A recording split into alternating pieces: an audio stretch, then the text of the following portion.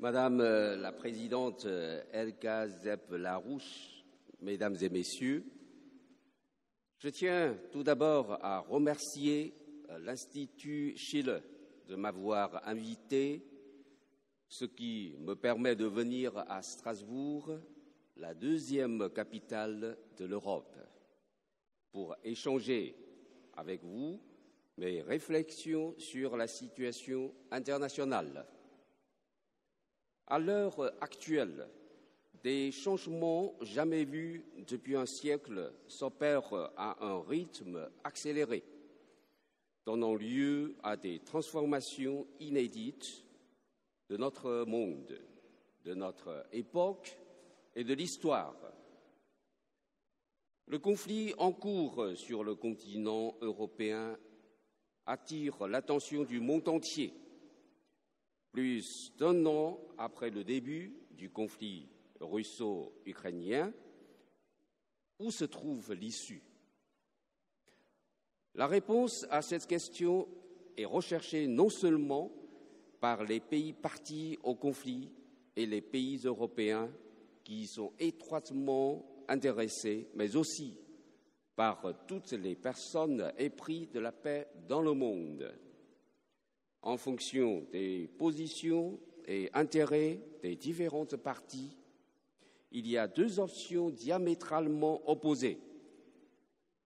La première consiste à poursuivre les hostilités jusqu'à ce que l'un l'emporte l'autre. Et la deuxième, à promouvoir des pourparlers de paix pour trouver une solution acceptable pour les deux antagonistes. Ainsi, le monde est-il divisé en deux camps. Les pro-guerre, dirigés par les États-Unis, qui, sous le couvert de la défense de la justice, font prolonger la guerre en fournissant sans cesse des armes et d'autres formes d'assistance militaire à l'Ukraine.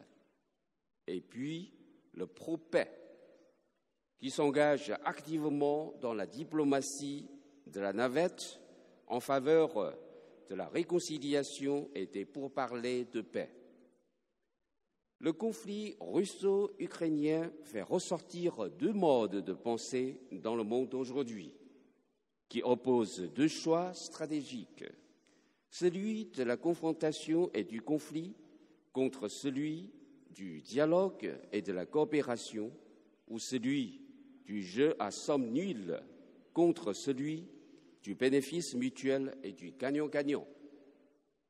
Le conflit entre la Russie et l'Ukraine est en outre lui-même la conséquence désastreuse de l'obsession américaine à la logique de la confrontation des blocs après la fin de la guerre froide, traduite notamment par l'expansion continue de l'OTAN vers l'Est pour restreindre l'espace stratégique de la Russie et la mettre au pied du mur.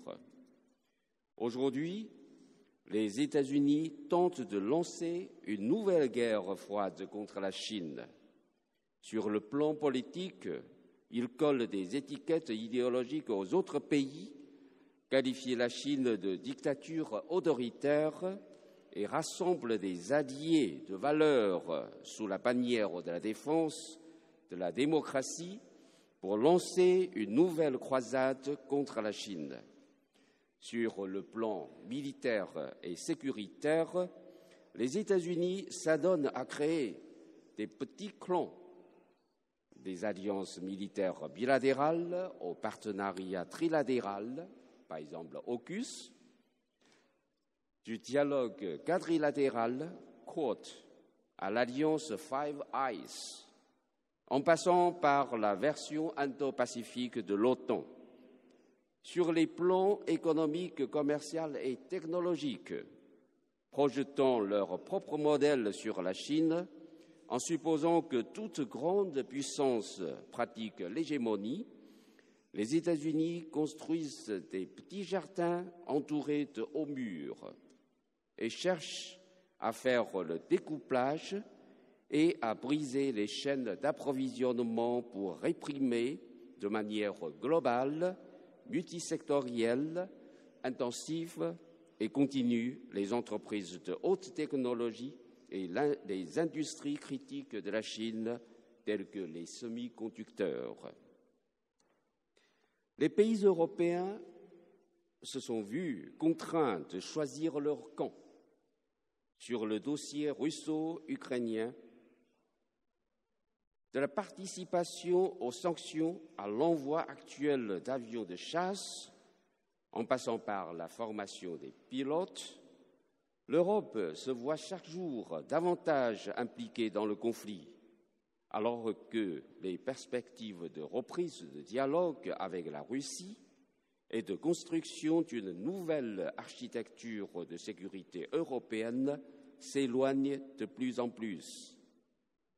Quant aux relations avec la Chine, les États-Unis jouent sur le faux récit d'Ukraine aujourd'hui, Taïwan de demain, attisant une haine anti-chinoise en Europe et envenimant les relations sino-européennes. Dans ce contexte, il convient de noter que certains pays européens ont fait preuve d'une plus forte volonté d'autonomie stratégique et se sont refusés à choisir un camp entre la Chine et les États-Unis. Ils ont souligné la nécessité de défendre leur souveraineté stratégique et économique en partant de leurs propres intérêts, de conserver des voies de dialogue et de jouer un rôle de force d'équilibre entre la Chine et les États-Unis.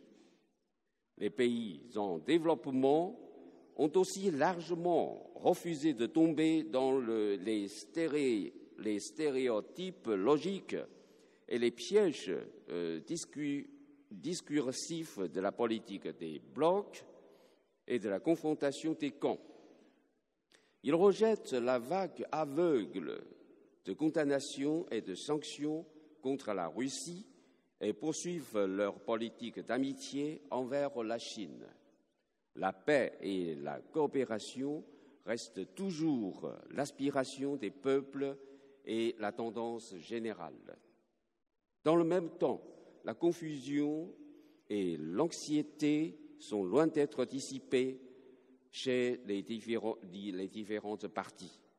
Certains pays, en dissipant une escalade de la confrontation et une guerre éventuelle entre la Chine et les États-Unis, parient sur les deux côtés sur le plan géopolitique et au niveau économique. Ils érigent des barrières commerciales et pratiquent le filtrage d'investissement, la relocalisation industrielle et le blocage de technologies critiques vis-à-vis de la Chine, en insistant sur la réduction de la dépendance et le dérisquage. Dans un monde tourmenté, la Chine reste plus que jamais lucide et déterminée. Il y a 10 ans, le président Xi Jinping a avancé de manière novatrice la vision d'une communauté d'avenir partagée pour l'humanité et l'initiative Ceinture et Route. Et depuis 2021, il a successivement présenté l'initiative pour le développement mondial, l'initiative pour la sécurité mondiale et l'initiative pour la civilisation mondiale. Ce sont des propositions chinoises pour résoudre les problèmes du développement mondial, relever les défis de la sécurité internationale et promouvoir l'enrichissement mutuel entre les civilisations. Un proverbe africain dit « Seul, on va plus vite, ensemble, on va plus loin ». Ceux qui ne tiennent pas compte des intérêts des autres n'iront jamais loin. Ceux qui veulent compter uniquement sur leur propre force, en se débarrassant des autres, vivent dans l'illusion. Et ceux qui pensent qu'à bloquer le développement des autres ne sauront pas résoudre fondamentalement leurs propres problèmes. En présentant l'initiative pour le développement mondial, la Chine préconise la solidarité et la coopération, ayant pour but la mise en œuvre rapide de l'agenda 2030 pour le développement durable de l'ONU. Cette initiative identifie 8 domaines clés de coopération, dont la réduction de la pauvreté, la sécurité alimentaire, le financement du développement et l'économie numérique. Elle a reçu le soutien de plus de 100 pays ainsi que des Nations Unies et d'autres organisations internationales et régionales, car elle correspond aux vastes intérêts communs de la communauté internationale. Grâce aux efforts conjoints de toutes les parties, l'initiative pour le développement mondial s'est très bien concrétisée et a obtenu beaucoup de résultats précoces au bénéfice des différents peuples. À titre d'exemple, ont vu le jour des mécanismes comme l'Action spéciale de promotion de la production alimentaire, l'Alliance mondiale pour le développement de l'enseignement technique et professionnel, le réseau international de coopération entre les ONG pour la réduction de la pauvreté, l'Alliance Chine-Afrique pour la réduction de la pauvreté, le Centre de coopération sur l'action climatique Chine, pays insulaire du Pacifique, et le Centre de promotion du développement mondial. Plus de 100 projets de coopération concrète figurent sur la liste des projets de cette initiative, bénéficiant à près de 40 pays en développement et offrant plus de 20 000 places de formation via 1 000 projets de renforcement de capacité. La Chine a lancé le premier satellite scientifique au monde dédié à l'agenda 2030. Partager ces données avec le reste du monde et offert plusieurs produits de données aux Nations Unies. Dans le cadre de l'initiative Ceinture et Route, plus de 3 000 projets de coopération ont été conclus, générant près de 1 000 milliards de dollars d'investissement, créant 420 000 emplois et aidant près de 40 millions de personnes à sortir de la pauvreté. Les faits prouvent que ce dont le monde a besoin, ce n'est pas le découplage ou la rupture des chaînes d'approvisionnement, mais une coopération ouverte, inclusive et gagnant-gagnant. La Chine est prête à continuer à partager les opportunités de développement avec l'Europe et d'autres pays du monde afin de promouvoir la prospérité commune. Attachée depuis l'Antiquité à la primauté de la paix et à la concorde entre tous les États, la nation chinoise n'a pas dans son sang les gènes de l'agression ou de l'hégémonie. Au contraire, elle a toujours recherché la paix, l'harmonie et la concorde. Face à un paysage international en profonde restructuration et à des défis sécuritaires complexes, la Chine préconise une conception de sécurité commune, intégrée, coopérative et durable, et poursuit une nouvelle voie de sécurité fondée sur le dialogue plutôt que la confrontation, le partenariat plutôt que l'alliance et le gagnant-gagnant plutôt que le jeu à somme nulle. En février dernier, la Chine a publié le document conceptuel sur l'initiative pour la sécurité mondiale, qui énumère 20 priorités de coopération, dont notamment soutenir fermement le rôle central des Nations Unies dans la gouvernance de la sécurité, promouvoir la concertation et une interaction saine entre les grandes puissances, favorisée activement par le dialogue, la résolution pacifique des problèmes brûlants, relever efficacement les défis sécuritaires conventionnels et non conventionnels et renforcer continuellement le système de gouvernance et le développement des capacités en matière de sécurité dans le monde. Sur la question des relations sino-américaines, nous n'avons pas l'intention de défier ou de supplanter les États-Unis, ni de devenir de nouveaux États-Unis, ni de mener une nouvelle guerre froide de confrontation des blocs. Récemment, quand il a reçu le secrétaire d'État américain Antony Blinken, le président chinois Xi Jinping a souligné que le monde a besoin d'une relation sino-américaine globalement stable, qu'il est persuadé que les deux grandes puissances peuvent surmonter toutes les difficultés pour trouver le bon moyen de s'entendre dans l'esprit mutuel, dans le respect mutuel, la coexistence pacifique et la coopération gagnant-gagnant, de manière à stabiliser et à améliorer les relations sino-américaines. Sur les relations Chine-UE, la Chine et l'Europe n'ont pas de conflits d'intérêts fondamentaux. Au contraire, nous bénéficions toutes les deux du développement de l'autre. Préconisons toutes les deux l'autonomie stratégique et le multilatéralisme. Et nous avons un large consensus sur les dossiers planétaires comme la lutte contre le changement climatique. La Chine et l'Europe devraient renforcer la confiance mutuelle, lever les doutes par une coopération fructueuse et travailler main dans la main pour injecter de la stabilité, de la certitude et de l'énergie positive dans le monde.